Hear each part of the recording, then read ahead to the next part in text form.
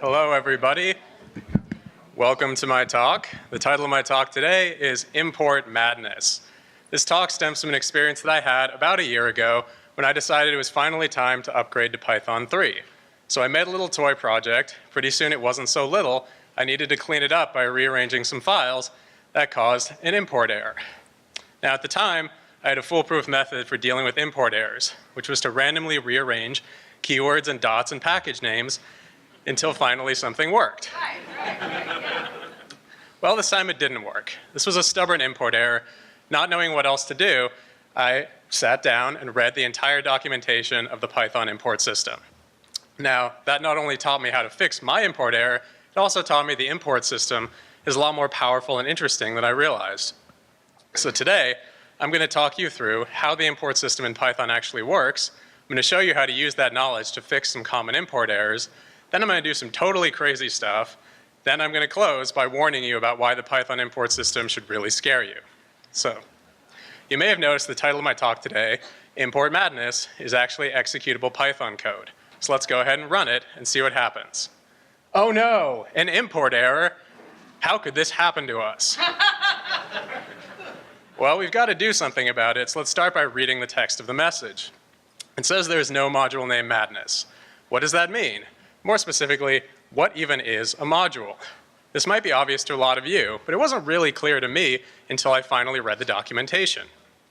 According to the official Python tutorial, a module is a file containing Python definitions and statements. But there's a twist. The word module also has another usage in Python. A module is also an object that contains variables that were defined in, wait for it, a module. That's a little bit confusing. To understand why we need this double usage of the term module, we need to understand what the Python import system actually does. But before I tell you what the import keyword actually does, let me tell you what it doesn't do. Because for a long time, I had a vague and incorrect impression, probably based on an analogy to some other languages. In some languages, especially compiled languages like C, when you want to include some source code that's not in your main file, use something like this include directive. This screenshot is taken from the source code of CPython itself, which is written in C. This include directive is actually an instruction to the compiler and tells it, when you're compiling this program, go find these files, glue together all of the source code into one big text file before you compile it. That process is called linking. That is not what Python does. The import statement does not link your code together textually. Instead, it does something a little more special. So, what does the import statement do? Well, it turns out that import statements are actually syntactic sugar. Syntactic sugar means a simpler way of writing something more complicated. And in this case, the something more complicated has two parts.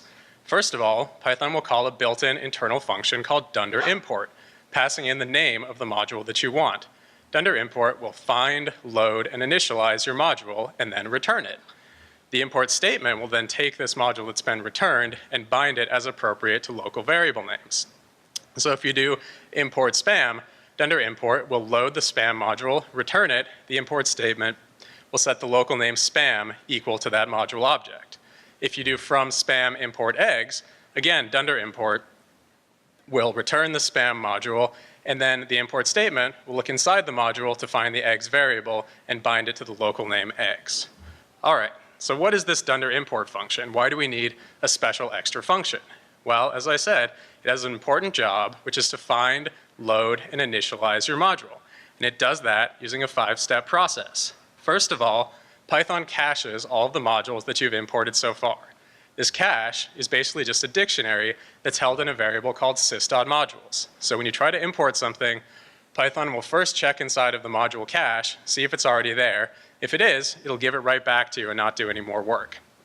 If the module is not in the cache, then Python needs to find it.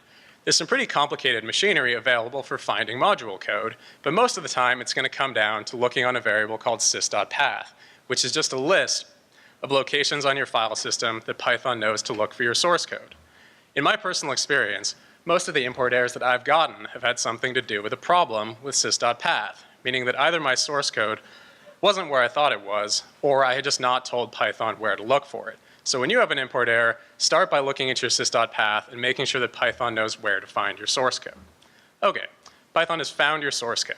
Now it's time to make the module object. Python has a built-in type called module type. It will instantiate an instance of module type and pass in the source code from the source file that it just found and read in. This partially initialized module will be stuck in the module cache for later use. And then the exciting part, Python will initialize the module by executing the entire source code of the module.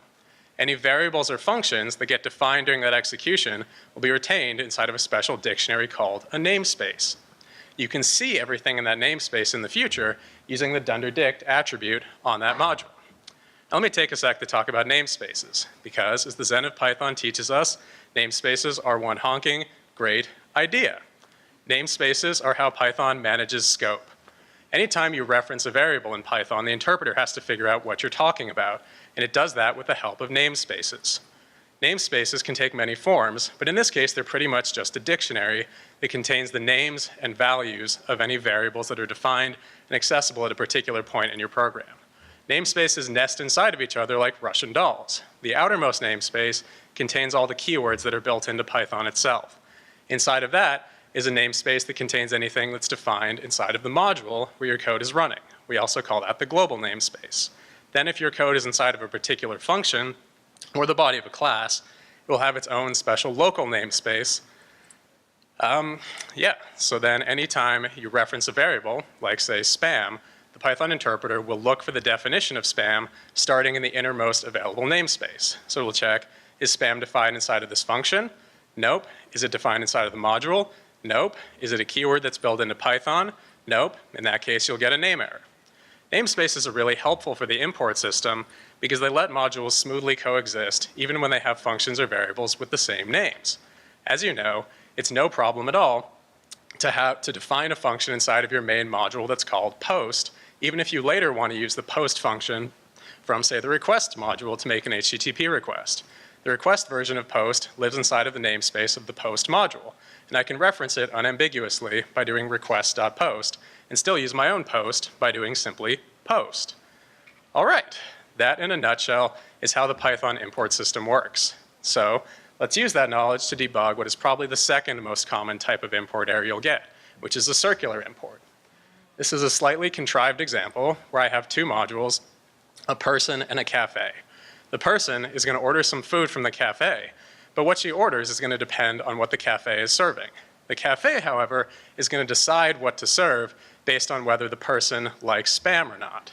So in this case, I start out in a main module, I import the person module imports the cafe module, and now the cafe module tries to import the like spam variable from the person module. This is going to cause an import error because we have a circular import and the variables we need are not defined correctly. So what do you do about a circular import? Well, first of all, think about whether you really need a circular import in the first place. Most of the time you don't, and it's kind of a code smell when you have one. So think, is there some common functionality these two modules need? Can I refactor that into a third module that both of those modules will import? If you can, then the modules don't need to import each other, you won't have a cycle, and you won't have a problem. But sometimes you do want a cycle. So here's how we're going to take that previous example and make it work. All I had to do was swap two lines of code. And to know which two, we just have to think about that execution order that we just talked about how the import system initializes things.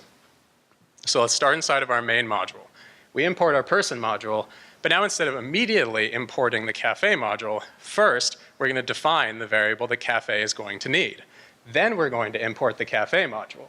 Cafe is then going to try to import the like spam variable from person. This time it's going to work, because remember, when I started importing person, it got put inside of the module cache. When I defined like spam inside of person, it got retained inside of the namespace of person. So by the time cafe gets around to importing person, the module is already in the cache and like spam is already defined inside of its namespace.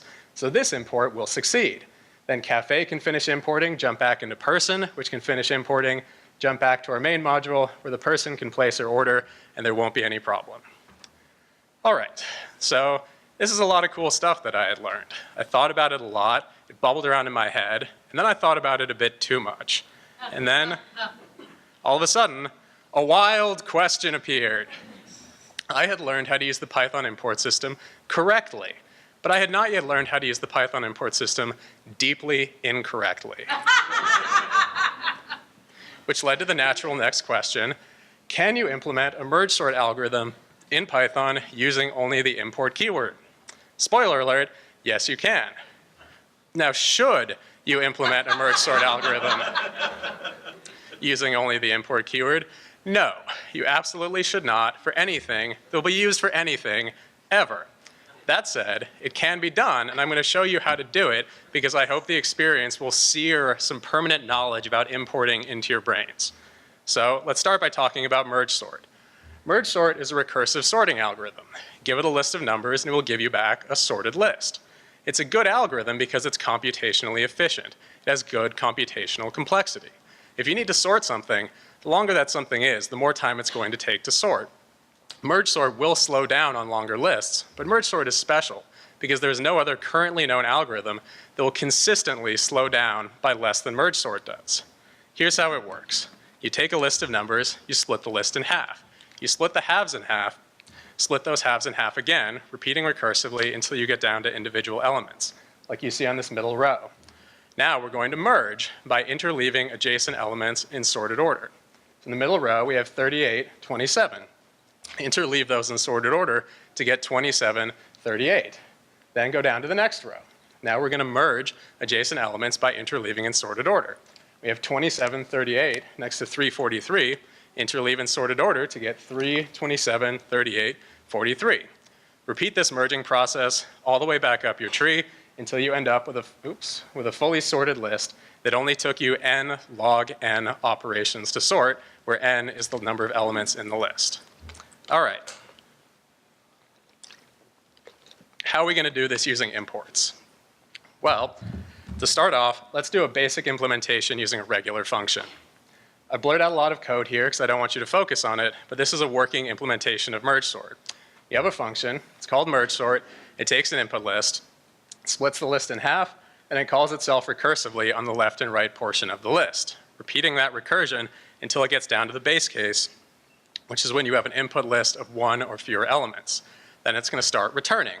After every return, it's going to merge the sorted sublist that it got from the recursive calls together and return that list. Repeat this, and you'll end up with your sorted list. All right, so this works, but this uses functions.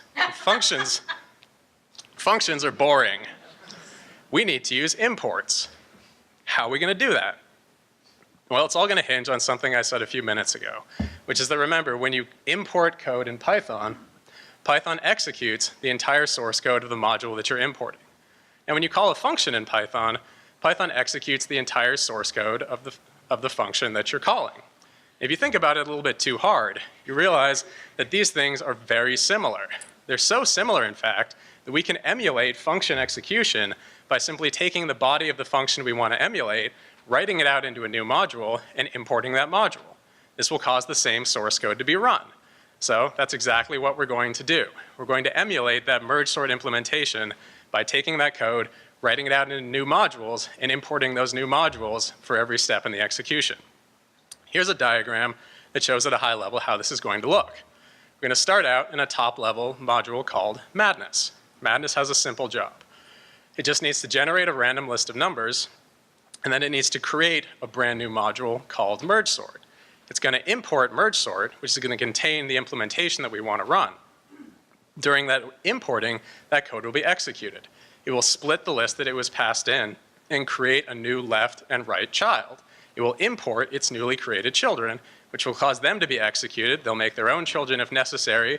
This will repeat all the way down the tree until you get down to the bottom. Then the sorted sublist will start bubbling back up to their parents, where they can be merged, bubble back up, until you'll finally get back to madness with your fully sorted list. So I don't have time to walk through the entire code of how this is done, so I'm just going to zoom in on one step, which is this intermediate left child node shown here in red. So at this point, we have been created by the original merge sort module. We've been passed a portion of the list to sort. We need to sort that list by creating our own children and importing them. Here's how you create those children. So remember, this is a recursive algorithm, which means that at each step, you're running the same code. So our children need to have the same source code that we do. So let's get our own source code. Python makes that surprisingly easy because the interpreter has a built-in attribute called name that gives you the name of the module you're currently running, which in this case is just left, because we're importing the left module. With that name, we can get a reference to ourself out of the module cache, because we've already reached the point in this importing process where left has been created and put in the cache. With that reference to ourself, we can get our own source code using a built-in Python library called inspect. So that's the code we're going to write out into our child. There's a little catch here, which is that we don't want our child to do exactly the same thing we did, because we want it to only operate on a portion of the list that we ourselves were passed. So we need to figure out a way to emulate passing an argument into our function that we're emulating. To do that, we just have to remember that source code is simply text, which means that we can manipulate it using the full suite of string manipulation tools that Python gives us.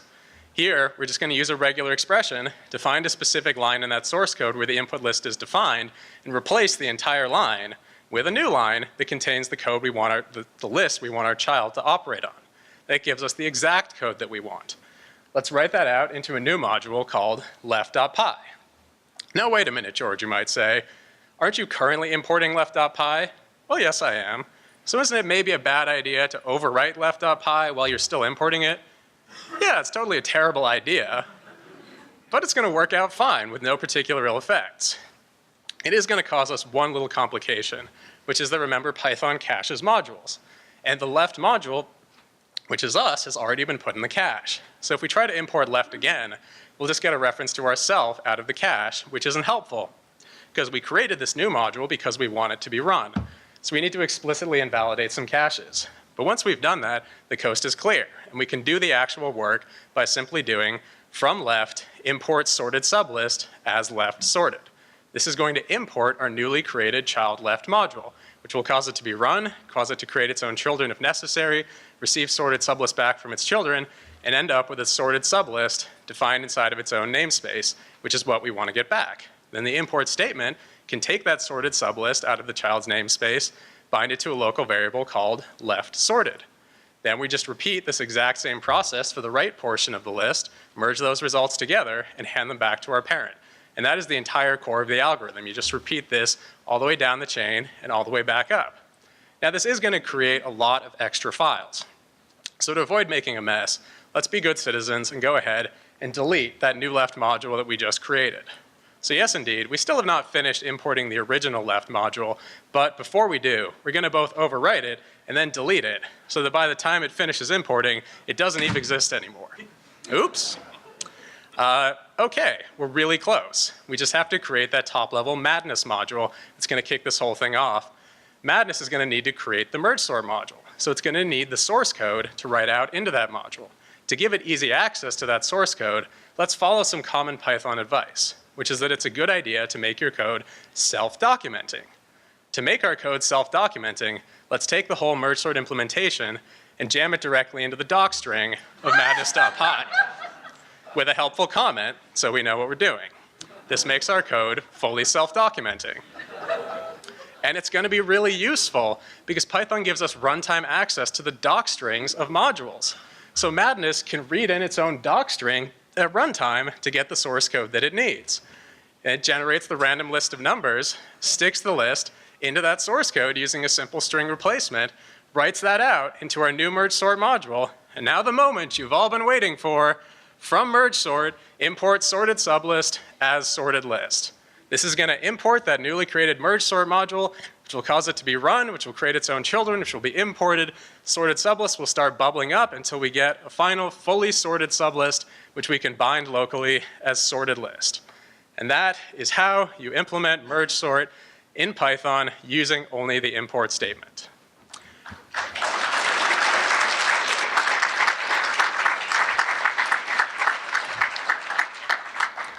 To prove to you that this actually works, I'm going to do a brief, highly scripted demo. We generate our random list of numbers. We read in the doc string to get the source code, stick the list into the doc string, write it out into the new Mergesort module, import that module, which causes the list to be sorted. Is this correct? Well, let's compare it to a conventionally sorted list. It is correct. Hooray. Successful Mergesort.